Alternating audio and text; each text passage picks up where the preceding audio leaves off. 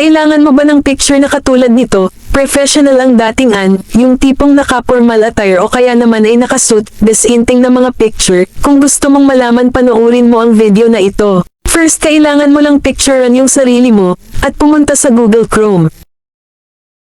E-type ang cutout.pro, at pindutin ang unang lumabas. Pindutin nyo lang itong hamburger icon. Pindutin ang login and sign up. Pindutin ang product. At pindutin itong AI editing.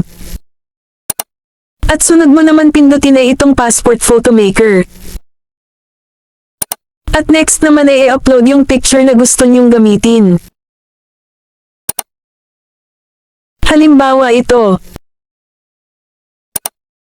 Sunod mo naman pindutin itong photo specifications. Dito ay pwede mong piliin yung Philippine passport.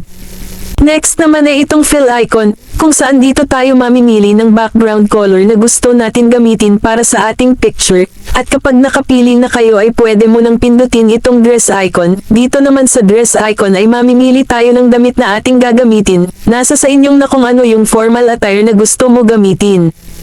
Napakarami nyo din na mapagpipilian na damit dito. Halimbawa ay may napili na kayo, pindutin mo lang itong done. At dito ay makikita nyo na yung result, at pwede nyo na i-download.